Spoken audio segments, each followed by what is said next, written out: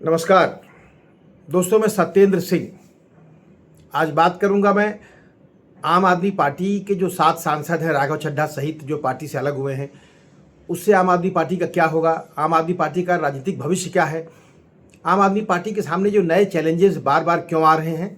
साथ में मैं बात करूंगा कि राघव चड्ढा और उनके साथियों के अलग होने से पंजाब में क्या फ़र्क पड़ेगा, आम आदमी पार्टी की सरकार जो है वहाँ पे वो अगला चुनाव पे उनका क्या असर होगा, उनके प्रॉस्पेक्ट पे क्या असर होगा, भाजपा का कितना बड़ा फायदा होगा पंजाब में। इन तमाम सारे सवालों पे बात करेंगे, तो इस वीडियो को लास्ट तक देखिएगा। बहुत सारी गंभीर बात है, बहुत सारे गंभीर सवाल हैं जिस पे हम अलग से आज चर्चा करेंगे और डिटेल चर्चा करेंगे। हो सकता है कि वीडियो थोड़ा लंबा हो जाए। दरअसल कल जो है, जब राघव चड्ढा ने आम आदमी पार्टी ज्वाइन कर ली, या आम आदमी पार्टी, माफ़ कीजिएगा, आम आदमी पार्टी से अलग हो गए अपने 6 सांसदों के साथ, एक्स्ट्रा सांसदों के 7 सांसद होकर के माना गया कि भाई अब राज्यसभा में उन्होंने पार्टी तोड़ दी, या राज्यसभा में 10 में से 7 सांसद या 2/3 लोग अलग हो गए और अब नया गुट बन गया है और फिर ये भाजपा में चले जाएंगे। तब से इस बात की चर्चा है कि भाई भाजपा ने बड़ा खेल कर दिया पंजाब में। सवाल उठता है कि भाई पंजाब में भाजपा को इन सांसदों से क्या फ़ायदा है, या ये सांसद भाजपा को क्या दे देंगे। इनमें से राघव चड्ढा को छोड़ करके किसी भी जो दूसरे सांसद, उनमें किसी की पॉलिटिकल छवि नहीं है। वो मित्तल साहब जो राज्यसभा सांसद थे, जिनको राघव चड्ढा की जगह अभी राज्यसभा में उपनेता बनाया गया था, वो एक यूनिवर्सिटी चलाते हैं, लवली यूनिवर्सिटी जो है, उसके जो है सर्वा हैं। वो एक बिजनेसमैन के रूप में जाते हैं और पार्टी को फंडिंग करते होंगे। अभी जो है 2 दिन पहले उनके घर पे ईडी की रेड पड़ी थी 15 तारीख को। तो वो एक फंडिंग के हिसाब से किसी के काम आ सकते हैं, या आम आदमी पार्टी की फंडिंग की कमर टूट सकती है, लेकिन उनका कोई पॉलिटिकल इम्पैक्ट नहीं है। जो इम्पैक्ट है वो राघव चड्ढा का है। तो राघव चड्ढा अगर आम आदमी पार्टी से अलग होकर के भाजपा में चले गए या चले जाते हैं, तो क्या भाजपा का बड़ा फायदा हो जाएगा पंजाब में। वैसे भी भाजपा की ज़मीन कितनी बड़ी है। अगर पिछले विधानसभा चुनाव को देखें तो भाजपा को कुल 2 सीटें मिली थी। 70 से ज़्यादा लोगों को भाजपा ने मैदान में उतारा था, जिसपे लगभग 50 लोगों की जमानत जब्त हुई थी। अमरिंदर सिंह जैसे लोग कांग्रेस पार्टी छोड़ के आए और भाजपा के लिए कल्याण नहीं कर पाए, तो राघव चड्ढा भाजपा का क्या कल्याण कर देंगे। इनकी पंजाब में कोई ज़मीन नहीं है। राघव चड्ढा भले जालंधर में पैदा हुए हैं, दिल्ली के बच्चे हैं, दिल्ली में बड़े हुए हैं, दिल्ली में पढ़े लिखे हैं, दिल्ली से इन्होंने BCom और CA की पढ़ाई की है। बाद में लंदन जाकर के वापस आकर के आम आदमी पार्टी से जुड़ गए। यंग हैं, कोई गहरी राजनीतिक पकड़ भी नहीं है, किसी सोशल समूह को रिप्रेजेंट भी नहीं करते, तो पंजाब में क्या फ़ायदा कर देंगे। और पंजाब की राजनीति वैसे भी इस वक्त जो है बहुत ही ग्रामीण है, ज़मीनी है। पंजाब की राजनीति में कितना गहरा इम्पैक्ट इनका पड़ेगा, या कोई भी आदमी आराम से समझ सकता है। तो मेरा अपना मानना है कि राघव चड्ढा के जाने से पंजाब में भाजपा का कोई बड़ा फायदा नहीं होने जा रहा है। तब सवाल उठता है कि आम आदमी पार्टी का कितना बड़ा नुकसान होगा। आम आदमी पार्टी का नुकसान होगा, क्योंकि आम आदमी पार्टी वहाँ सरकार में है और सरकार के खिलाफ काफ़ी मोमेंटम है पंजाब में। आम आदमी पार्टी की सरकार पे बहुत सारे आरोप भी हैं। भगवंत मान सरकार जो है बैकफुट पे है, और ऐसे में अगर पार्टी में से इतनी बड़ी संख्या में पार्टी के कोई बड़े चेहरे, जो आमतौर पे पार्टी जी प्रोजेक्ट करती है, राज्यसभा सांसद बड़ा चेहरा होता है, बड़े चेहरे पार्टी तोड़ते हैं या पार्टी छोड़ते हैं, तो आम आदमी पार्टी के लिए बड़ा एक तरह से संकट पैदा होगा। आम आदमी पार्टी के लिए फेस सेविंग आसान नहीं होगा। तो इस चुनाव में आम आदमी पार्टी का बड़ा नुकसान हो सकता है या होगा। और अगर इसका फायदा नुकसान की बात करें तो इसका फायदा तो कांग्रेस को मिलेगा, क्योंकि कांग्रेस पार्टी वैसे भी बड़ी मजबूत थी। आम आदमी पार्टी कांग्रेस पार्टी के अंदरूनी संकटों के चलते जनता की जो नाराजगी थी, वो विकल्प की तलाश थी, उसमें आम आदमी पार्टी खड़ी हो गई। जनता को लगा कि आम आदमी पार्टी कुछ नया कर देगी, जो नहीं कर पाई। वहाँ आम आदमी पार्टी आई तो पंजाब में कुछ बदलेगा, कुछ नहीं बदला, तो फायदा कांग्रेस का होगा। हो सकता है कि अकाली दल फिर से रिसर्च कर जाए। बहुत सारे एलिमेंट ऐसे भी आम आदमी पार्टी में जो अकाली दल से के आसपास रहे हैं। तो भाजपा का कौन सा बड़ा फायदा है। तो इसका मतलब है कि भाजपा पंजाब को लेकर के ही नहीं, बल्कि एक दूरगामी योजना के तहत काम कर रही है। उसने अगर राघव चड्ढा को जोड़ा है तो भाजपा कुछ लंबी योजना का हिस्सा के तहत उनको जोड़ रही है। राघव चड्ढा यंगस्टर हैं, उनकी राजनीति में अच्छी पकड़ है, इशूज़ पे अच्छी बात करते हैं और सोशल मीडिया पर उनका प्रेजेंस बहुत अच्छा है, तो भाजपा उनका इस्तेमाल करेगी। वो एक राष्ट्रीय इस्तेमाल भी कर सकती है राघव चड्ढा का।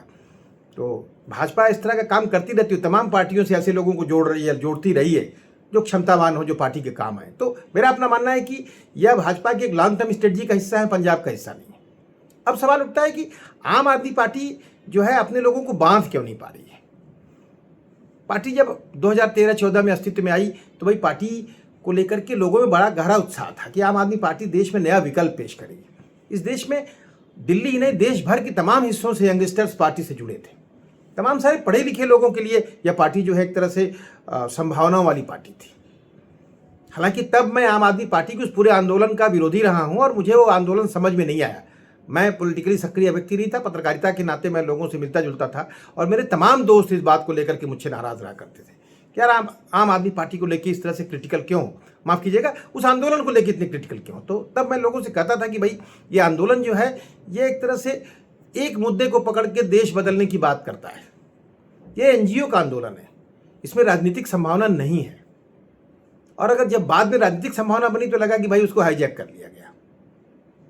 देश के सवालों पर राजनीतिक गंभीर काम है और आम आदमी पार्टी का जब उदय हुआ तो मुझे लगा कि भाई एक पार्टी ने सिर्फ दिल्ली के उस आंदोलन का जो एंटी करप्शन मूवमेंट है उसका फायदा उठाने के लिए अपने आप को दिल्ली में उतार दिया और तमाम सारे नए नए लोग चुनाव लड़के विधायक बन गए। एक बड़ा सवाल था कि जिनका जनता से कोई लेना लादना नहीं था, जो कॉन्स्टिट्यूंसीज में कभी सक्रिय नहीं थे, वो चुन लिए गए। ये पूरे के पूरे लोकतांत्रिक व्यवस्था पे भी सवाल था। भारत में सिर्फ केजरीवाल के नाम पे चुनाव हो गया, एंटी करप्शन मूवमेंट के नाम पे चुनाव हो गया, ये जनप्रतिनिधि नहीं थे। हालांकि बाद में कॉन्स्टिट्यूंसी में लगे रहे तो उसमें काफ़ी लोग बाद में जनप्रतिनिधि बने, जनता के बीच में सक्रियता से चुनाव जीते बाद में और बड़ी जीत हुई आम आदमी पार्टी की, वो अलग कहानी है। लेकिन शुरुआत में तो उस आंदोलन को जैसे लगा कि एक आंदोलन हुआ एंटी करप्शन का और फिर उस आंदोलन के भ्रूण में से एक पार्टी उपज गई या उसे हाईजैक कर लिया गया। तो मैं तब भी उस बात को जानता था कि यह जो पूरी की पूरी प्रक्रिया है किसी पार्टी के गठन की प्रक्रिया नहीं है। और जब आम आदमी पार्टी का गठन हुआ तब भी मुझे इस बात की समझ में आई कि भाई पार्टी जिन चीज़ों को लेकर पुश कर रही थी, एक तो करप्शन को मुद्दा बना रखा था और सिर्फ करप्शन को मुद्दा बना रखा था। मेरी कमीज जो है दूसरों से ज़्यादा सफ़ेद है, यही बात बार बार पार्टी करती रही। मैं हमेशा लोगों से कहता रहा हूँ कि भाई करप्शन मुद्दा है देश की बाकी तमाम सारे मुद्दों के साथ, देश तमाम सारे सवालों से घिरा हुआ है। आम आदमी पार्टी उनकी कभी बात नहीं करती। आम आदमी पार्टी ने कभी व्यापक राजनीतिक एजेंडे पे बात नहीं किया। आम आदमी पार्टी सिर्फ यही बताती रही कि मैं बहुत साफ सुथरा हूँ, मैं बहुत ईमानदार हूँ। एज इफ कि कोई ईमानदार आदमी आएगा देश को ठीक कर देगा, एज इफ कि भाई सिर्फ एक ईमानदारी से किसी आदमी के, किसी नेता के देश सही हो जाएगा। देश में सिर्फ संकट इसलिए है क्योंकि नेता ईमानदार नहीं है। मेरा अपना मानना है कि ऐसा नहीं है। मेरा अपना मानना है कि आप बहुत ईमानदार हो सकते हैं, ईमानदारी कोई बहुत बड़ा एट्रीब्यूट नहीं है। भारत जैसे देश में इसलिए बड़ा एट्रीब्यूट है क्योंकि भारत के पॉलिटिकल सिस्टम में गहरे करप्शन है या लंबे समय से सिस्टम करप्ट है। वरना देश का व्यापक आदमी जो है, समाज में लोग ईमानदार हैं। छोटी मोटी गलतियां अलग बात है, छोटी मोटी बेईमानी भी लोग करते होंगे, लेकिन व्यापक समाज ईमानदार है। ईमानदारी कोई नया एट्रीब्यूट नहीं है। इस पार्टी ने उसको इतना बड़ा एट्रीब्यूट बना दिया और उसी के नाम पे तमाम सारे वो लोग जो गैर पॉलिटिकल थे, एनजीओ से जुड़े थे, कारपोरेट में थे, बाकी जगहों से आए और एकाएक सब नेता बन गए। आम आदमी पार्टी ने एक नेताओं की एक गैलेक्सी बना दी। ये बिल्कुल नए नए चेहरे थे, जैसे लगा कि देश को ये बदल देंगे। मुझे परेशानी ये थी कि ये पॉलिटिकल लोग नहीं थे। इन्होंने समाज के लिए अपने को कमिट नहीं किया है या समाज की किसी लंबी प्रक्रिया का हिस्सा नहीं है और कोई वैचारिकी लेके नहीं आए। यही कारण है कि आम आदमी पार्टी लगातार वैचारिक भटकाव में दिखती रही। आम आदमी पार्टी को समझने के लिए थोड़ा सा मैं और पीछे जाना चाहता हूं कि आम आदमी पार्टी का जब उदय हुआ उसके पहले ही अरविंद केजरीवाल की किताब आ गई थी जिसमें उन्होंने डेमोक्रेसी की बात की।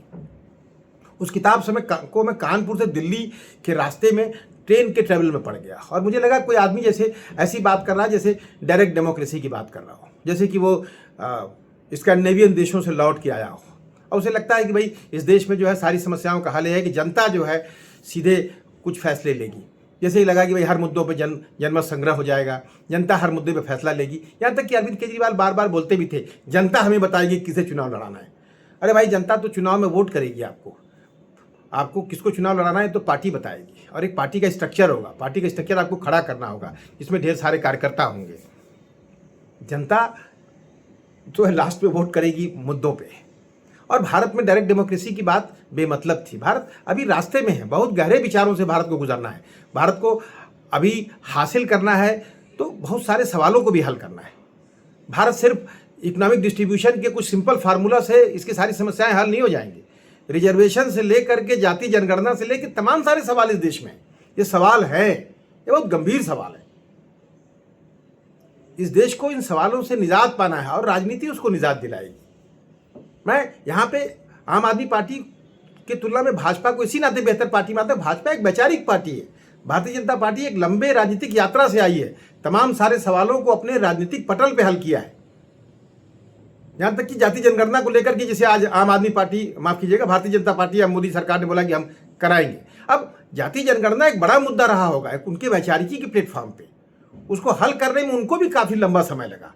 राजनीतिक प्रक्रियाएं इस तरह चलती हैं, एक दिन में ऐसा नहीं होता कि आप आएंगे और सारी समस्याओं को हल कर देंगे और कुछ लिख पढ़ के आएंगे, ऐसा ऐसा कर देंगे, सारी चीजें हो जाएंगी।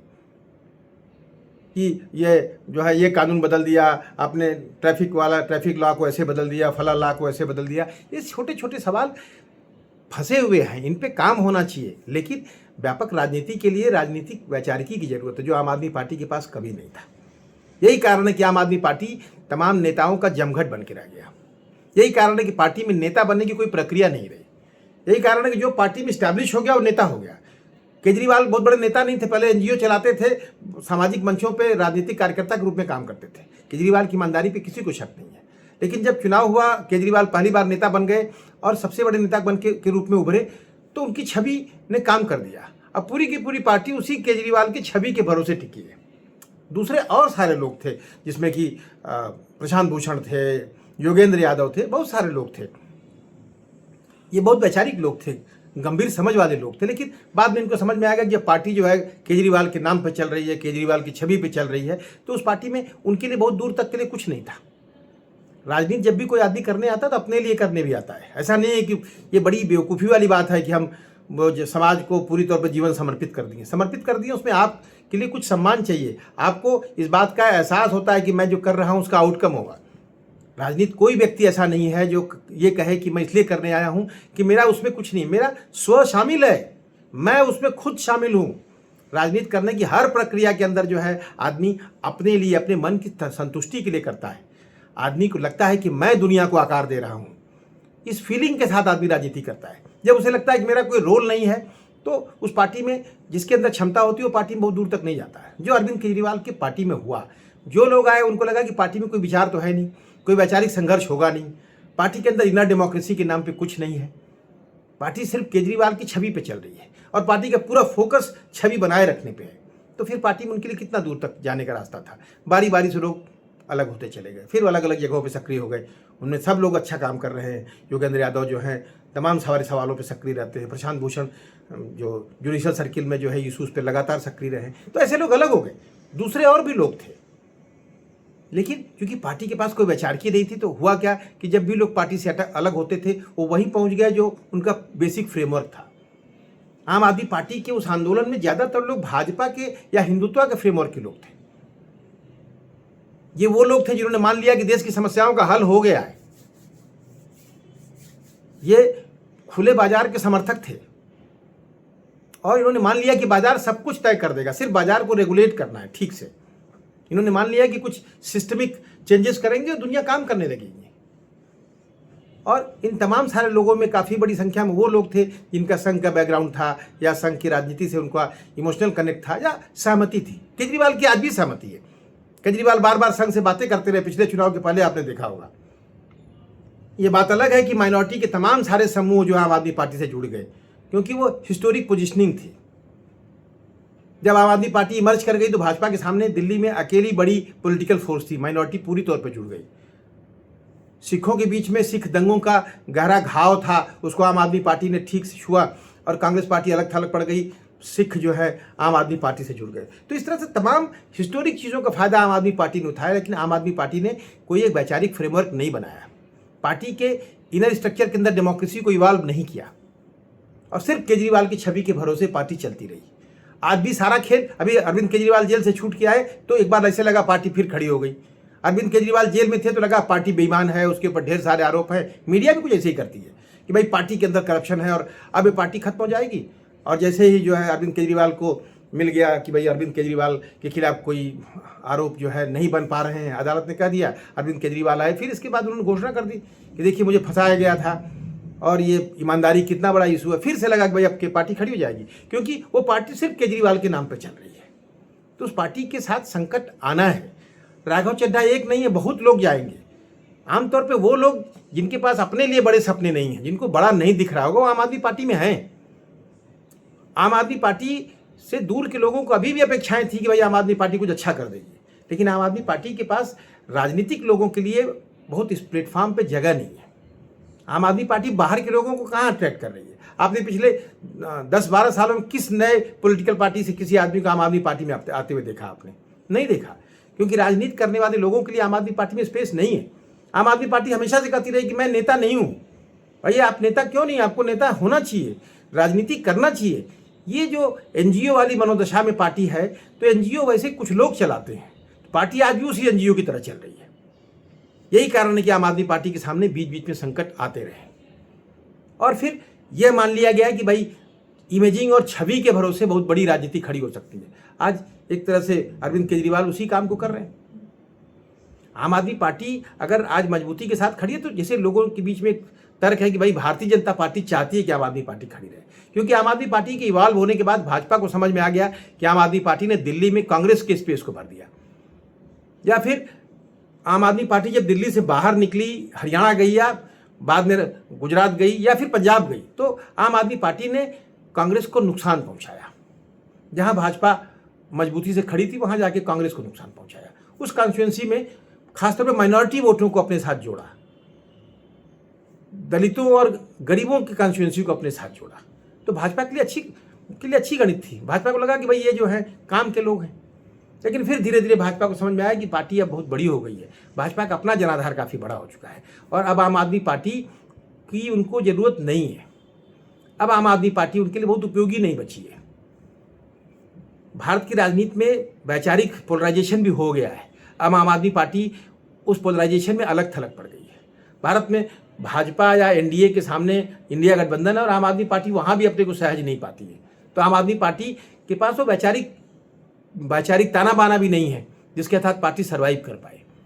और ऐसे में आम आदमी पार्टी सिर्फ साफ सुथरी छवि वाले लोगों की पार्टी बनने वाली बात, फिर वही कुछ उसमें लोग जो कुछ सनातनी भी, कुछ अध्यात्म की बात करने वाले लोग, कुछ संघ की बात करने वाले लोग, ऐसे तमाम सारे लोगों को भी आम आदमी पार्टी जोड़ ले रही है। भाजपा के लिए संकट है। आम आदमी पार्टी आने वाले दिनों में जो थोड़ा बहुत भी नुकसान कर पाएगी, वो भारतीय जनता पार्टी क्या करेगी, भाजपा जानती है। अब भाजपा को आम आदमी पार्टी से निजात पाना है, तो जाहिर सी बात है कि भाजपा को पार्टी के तमाम सारे बड़े नेताओं को, क्षमतावान लोगों को अपने साथ जोड़ना है। पार्टी उस पर लग गई है। पार्टी में वही लोग बचे हैं जिनको लगता है कि सत्ता के आसपास वो टिक सकते हैं। आम आदमी पार्टी में हो सकता है केजरीवाल इसलिए है कि केजरीवाल के एक राष्ट्रीय सपना है, बड़ा सपना है। उन्हें लगता है कि शायद एक दिन आम आदमी पार्टी के भरोसे वो देश के प्रधानमंत्री बन जाए। जब तक जिसके सपने नहीं होंगे, वो आम आदमी पार्टी में क्यों रहेगा? तो आम आदमी पार्टी में बहुत कम लोगों के सपनों की जगह है। तो पार्टी में लगातार यही कारण है कि लगातार क्षरण हो रहा है। राघव चड्ढा गए हो तो राजनीति करने की इच्छा होगी। बहुत कम उम्र में राघव चड्ढा ने आम आदमी पार्टी ज्वाइन कर लिया था। वो दिल्ली से पढ़ लिख करके आए थे, यहाँ से उन्होंने सीए किया था दिल्ली में, और अमेरिका से, लंदन से पढ़ लिख करके आए थे और उन्होंने आम आदमी पार्टी ज्वाइन कर लिया। और जल्द ही जो है आम आदमी पार्टी ने उनको बड़ी गंभीर जिम्मेदारी दे दी। वो जो है जो ड्राफ्टिंग कमेटी थी लोकपाल बिल की, उसके ड्राफ्टिंग में जो है मेहरा, जो एडवोकेट मेहरा के असिस्टेंट बन गए, बाद में जो है पार्टी के प्रवक्ता बन गए। बहुत सारी चीज़ें मिल गई और उन्हें राजनीति करने की इच्छा थी। पूरी तौर पर राजनीति को उन्होंने समर्पित कर रखा था। ऐसे में राघव चड्ढा को जब दिखता है कि भाई आम आदमी पार्टी में बहुत दूर तक नहीं जा सकते, आम आदमी पार्टी में केजरीवाल चाहेंगे तो आप मुख्यमंत्री बन जाएंगे, केजरीवाल चाहेंगे तो आप पार्टी में किसी पद पर रहेंगे, पार्टी केजरीवाल के नाम पे है। तो राघव चड्ढा के लिए भाजपा एक बेहतर प्लेटफॉर्म है जहाँ ऐसे लोगों के लिए स्पेस बन सकता है। तो राघव चड्ढा भाजपा की तरफ गए, बाकी 7 लोग गए होंगे, उनकी अपनी दूसरी मजबूरियाँ होंगी। राघव चड्ढा पे भी आरोप हो सकता है कि शायद उनके ऊपर कुछ आरोप हो, सरकार दबाव में ली थी, लेकिन राघव चड्ढा अपने राजनीति के लिए गए। मैं मान के चलता हूँ कि जितने लोग, इवन कांग्रेस पार्टी से जो लोग गए हैं भाजपा में, वो लोग अपने राजनीतिक हितों के लिए गए हैं। जिसे राजनीति करना है, जिसे राजनीति में दूर तक जाना है, जो पॉलिटिकल सोच का आदमी है, आदमी अच्छा बुरा बेईमान सब हो सकता है, लेकिन जो पॉलिटिकल सोच का आदमी है वो किसी भी पार्टी में हो, उसके अपने राजनीतिक कैरियर का बड़ा मतलब बनता है। वो राजनीति में कुछ करने आया है, वो अपना मार्ग बनाने आया है, समाज में अपने कामों से लिखने आया है अपनी कहानी। जब उसे लगता है कि हम फेल हो रहे हैं, यहाँ कुछ नहीं होगा, तो पार्टी छोड़ के चला जाता है। कांग्रेस पार्टी के भी कई नेता चले गए, उनको लगा यार मैं इससे बेहतर कर सकता हूँ। हालांकि भाजपा में जाने के बाद उनको बहुत कुछ नहीं मिला होगा, तो काफ़ी लोग अब लौट भी जाएंगे, लेकिन जिसको मिल गया वो जाकर के वहीं पूरी राजनीति के साथ लग जाता है। क्योंकि राजकारण में वैचारिक शिफ्ट इसी नाते होता है क्योंकि लोगों को लगता है कि मैं अगर वैचारिक शिफ्ट करके कुछ कर सकता हूँ तो मैं करता हूँ।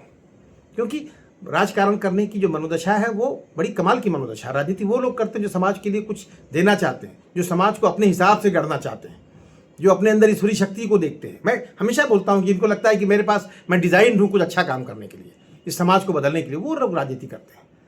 राजनीति के प्रति जो दुर्भाव पैदा करके जो लोग राजनीति की बात करते हैं कि राजनीति नहीं करते हैं हम तो कुछ इस तरह से है कि जनता के लोग हैं, ये सब फ्रॉड है। राजनीति वो करते हैं जिन्हें राजनीति करना है, राजनीति वो करते हैं जो कुछ देना चाहते हैं। तो आम आदमी पार्टी के अंदर पोटेंशियल नहीं है, राजनीति के लिए स्पेस नहीं है, इस नाते पार्टी के अंदर विघटन होता रहा है। मैं अभी जो है राघव चड्ढा की पार्टी से अलग होने को इसी तरह से देखता हूँ। राघव चड्ढा पार्टी से अलग हो गए, पार्टी का क्या नुकसान होगा, क्या फायदा होगा, कल की बात है। लेकिन आम आदमी पार्टी की अपनी प्रॉब्लम है, मैं इसके बारे में बात कर रहा हूँ। बहरहाल किसी और विषय पे बाद में बात करेंगे, कभी और बात करेंगे। तब तक के लिए नमस्कार।